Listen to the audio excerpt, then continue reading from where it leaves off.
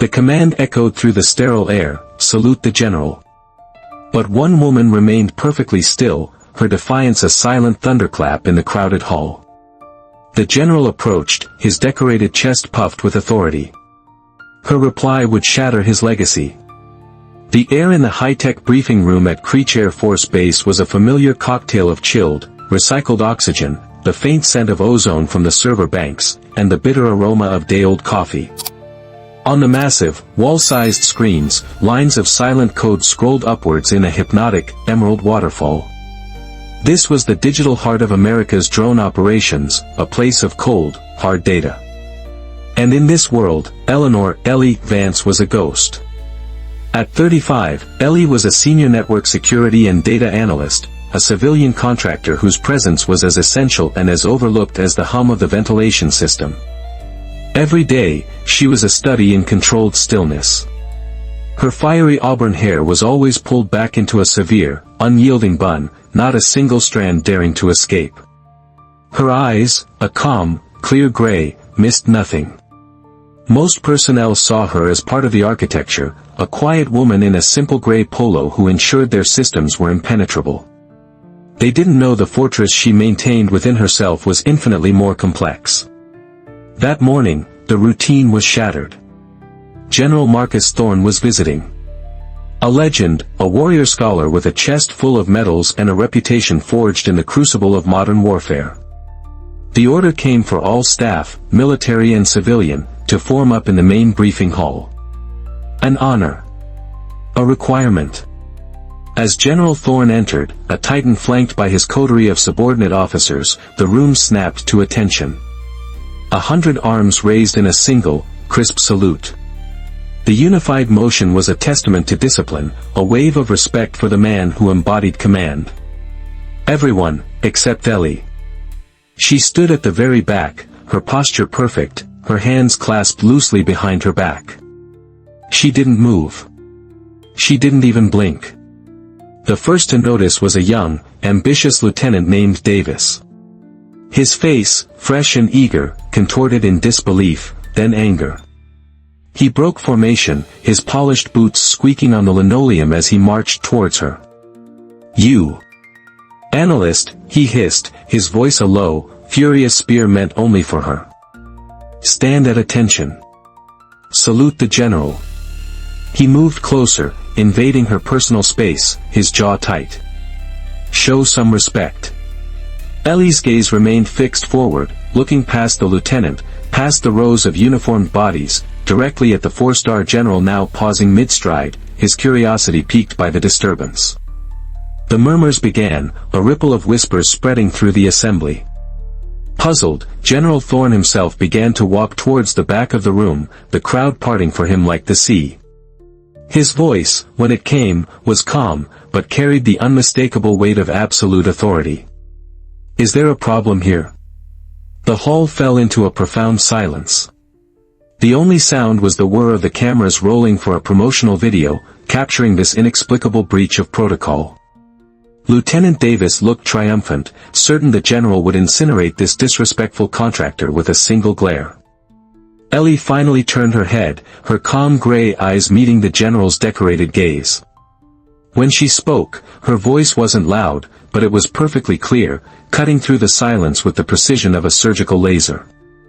It carried no anger, only the immense weight of a long-held truth. "You left my unit to die, sir." The 7 words detonated in the sterile air of the briefing hall, the silence they left behind more deafening than any explosion.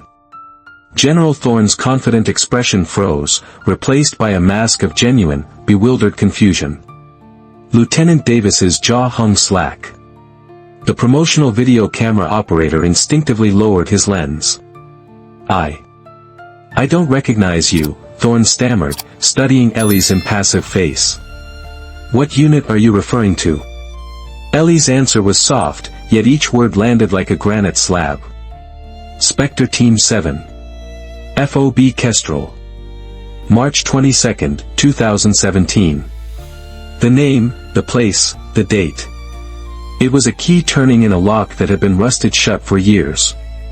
A few older officers nearby visibly stiffened. One colonel's face went ashen. The general's aide leaned in to whisper something, but Thorne waved him off, his eyes still locked on Ellie. The ceremony was over. It had ended in the space of a single sentence.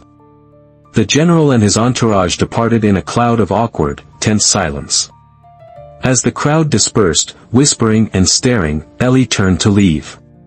But she was intercepted in a quiet, empty corridor by Colonel Kent, the base's second-in-command.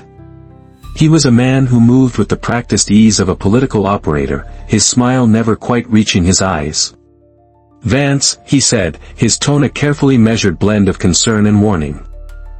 "That was a serious accusation. That operation was highly classified.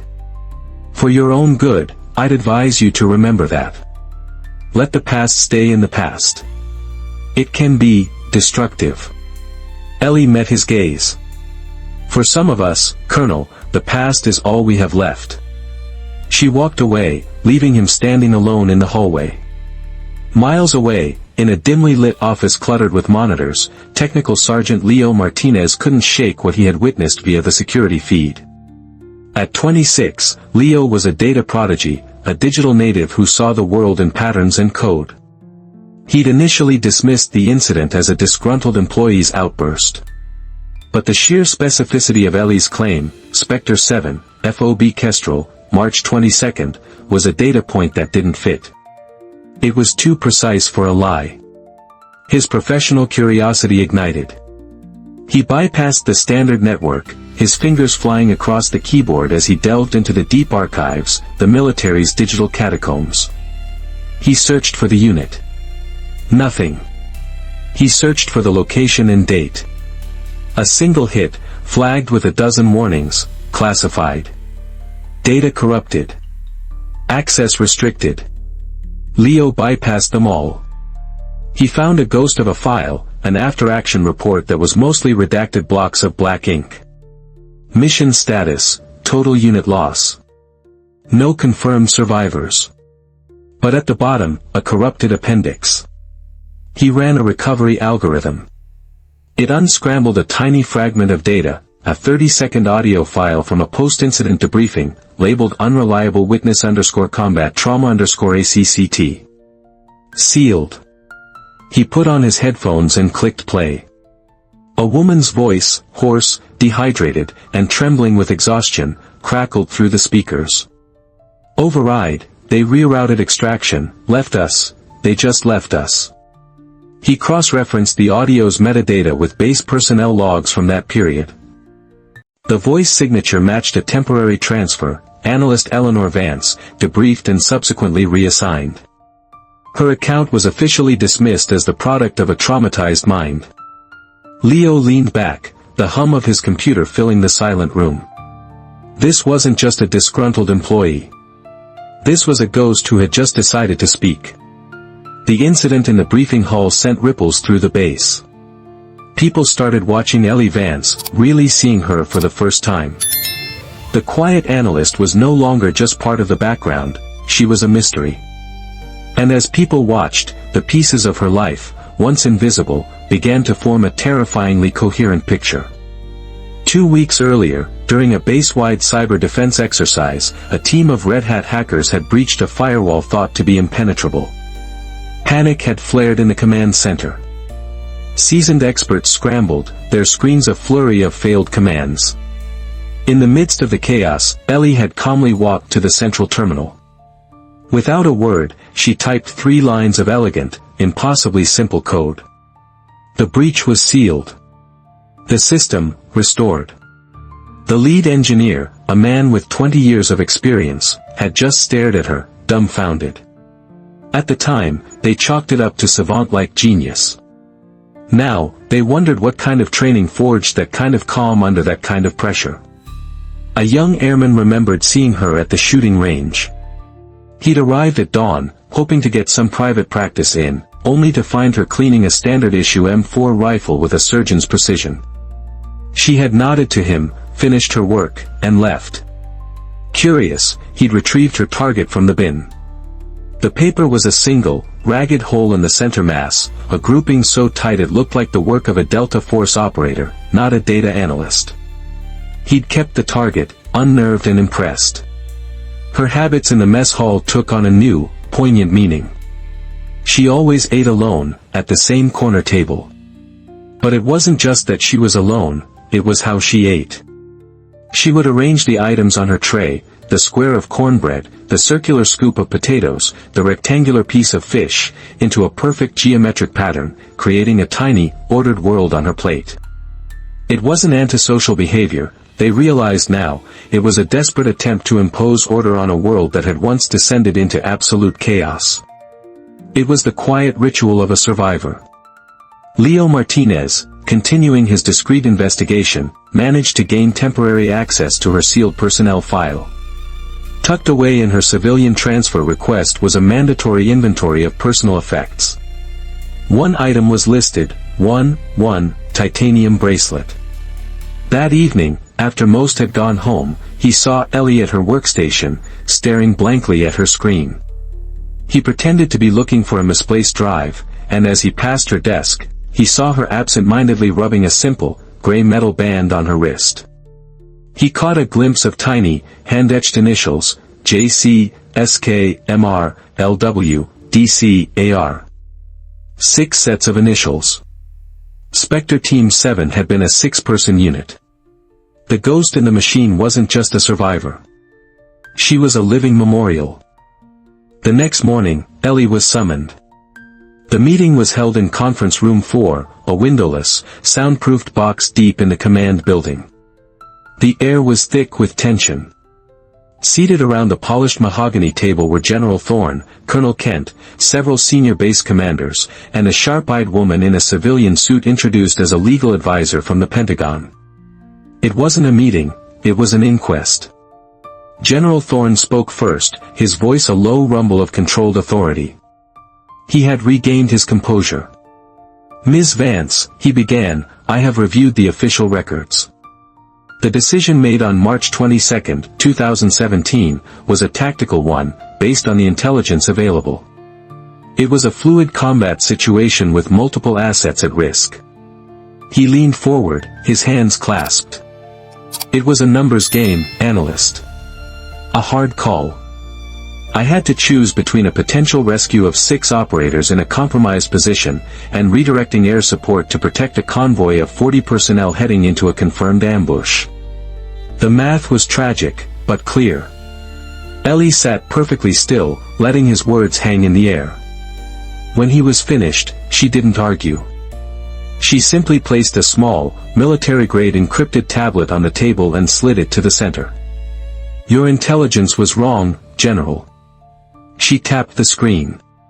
A satellite image appeared, showing a rugged canyon. "This is a memory card fragment recovered from our team's tactical drone, Shepherd 2. It went down 20 minutes before we were abandoned." She zoomed in, and a series of heat signatures appeared, not the small patrol from the intel briefing, but 3 full platoons. "Your intel reported 1 enemy squad. There were over 80 combatants converging on our position. They weren't there for the convoy. They were there for us. We were the bait." The room was silent. "But you're right about one thing," Ellie continued, her voice dangerously soft. "It was a numbers game." She swiped the screen, and a new file opened, a database, meticulously built, and protected by layers of her own encryption. 6 faces appeared on the screen, smiling in dusty fatigues. "Sergeant James Coleman," she said, her voice steady. The first photo enlarged. "He was our team lead. He always smelled of cheap cigars and his laugh sounded like grinding gravel. His last words weren't a curse, but an order, get the data out, Ellie. Just get the data out." She swiped again. A young Asian American woman. Corporal Dana Chen. Our demolitions expert. She wanted to open a taco truck in Austin when she got home. She held the Western Ridge for 2 hours with a shattered leg. The last thing I heard her say over the comms was a joke about the quality of Marie cheese. Ellie played a 1-second audio file. "A A woman's pained, breathless laugh filled the silent room. The legal advisor flinched. One by one, she brought them back to life. Specialist Marcus Rio Rodriguez, the 19-year-old medic who used his own body to shield her from shrapnel. Lance Corporal Sam Kim, the stoic sniper. Private David Ryder Flew, the communications tech who died while manually recalibrating their transmitter. For each, she had a photo, a personal story, a final transmission logged in her perfect, steady hand. Finally, she stopped. She looked directly at General Thorne, whose face had become a pale, trembling mask. "It was math to you, General. To me, it was family." "And you miscalculated," she said, her voice breaking for the first time, a hairline fracture in her iron control. "You assumed there would be no survivors. You never imagined one of us would crawl out of that canyon, carrying the ledger." She stood up. "I'm not here for revenge. I'm here for the accounting." The silence that followed Ellie's testimony was absolute, a vacuum where authority and reputation had ceased to exist. General Marcus Thorne, the celebrated warrior, was broken. The medals on his chest seemed to weigh him down, each one a testament to a lie of omission. His hands trembled as he stared at the 6 faces on the tablet screen. Slowly, deliberately, he pushed his chair back. He stood, his movements stiff, his 4-star rank suddenly meaningless. He walked around the polished mahogany table, not with the stride of a general, but with the shuffling gait of a penitent. He stopped directly in front of Ellie Vance, the civilian analyst in the simple gray polo. And then, he did the unthinkable. General Thorne raised his hand to his brow and rendered a slow, perfect, gut-wrenching salute. It wasn't a salute to a subordinate, or a contractor. It was a gesture of profound respect, an admission of guilt, and an act of surrender to a truth more powerful than any rank. For a moment, the other officers in the room were frozen in shock. Then, one by one, they stood. Colonel Kent, his face etched with shame. The commanders from the base. And finally, Lieutenant Davis, his youthful arrogance completely stripped away, his eyes filled with a dawning, horrified understanding. They all stood, and they all saluted Eleanor Vance. She didn't return the gesture. She didn't need to. She simply gave a single, almost imperceptible nod, acknowledging the debt that had finally been paid. Then she turned and walked out of the room. In the weeks that followed, the official story of Spectre Team 7 was quietly rewritten. General Thorne submitted his request for early retirement. At his farewell ceremony, he spoke for 20 minutes, not of his own accomplishments, but of the courage of 6 operators history had tried to forget. He personally funded the construction of a new memorial, placed prominently near the base's main entrance. It was a stark, powerful design. 6 slabs of black granite, angled upwards like wings, each etched with a name from Spectre Team 7. Beside them stood nothing but an empty space, a silent testament to the one who survived to tell their story. At the base of the monument, a simple bronze plaque was installed, bearing a new motto, written by Thorne himself. They drew the line. She carried it forward. One Monday morning, Ellie's workstation was empty. Her monitors were dark, her keyboard was clean, and her chair was neatly tucked in. She was gone. There was no fanfare, no farewell party. Her disappearance was as quiet as her arrival had been. It was Leo Martinez who found the note. Left in the center of her desk was a single, plain white envelope. Inside, a card with a short, handwritten message. Truth needs no guardian, it stands on its own. Mission complete. Her departure was a final, silent act of service. She hadn't sought fame or recognition, she had only sought the truth. Once it was established, her work was done. Her story, however, became a quiet legend at Creech and beyond. It led to the establishment of the Spectre Protocol, a mandatory internal review of all operations flagged as total loss, where digital or witness inconsistencies were present. Her actions created systemic change, ensuring no other ghosts would be left unheard. Ellie's story teaches us that honor isn't found in the crispness of a salute or the shine of a medal. It's found in the quiet courage to bear witness, to carry the memory of those who can no longer speak for themselves. Before you judge the silent, the distant, the one who doesn't join the applause, ask yourself, what unseen battles have they fought? What forgotten truths are they protecting with their stillness? Sometimes, the most profound respect is shown not with a gesture, but by refusing to perform a false one. And sometimes, the people we overlook are the very ones who held the line when it mattered most. If this story resonated with you, type, "I see you," in the comments to honor all the unseen sentinels among us. Your quiet acknowledgement can be the salute they never received. Share this story if you believe one person's courage can bring truth to light. And please, subscribe for more stories that matter. As always, please comment with respect.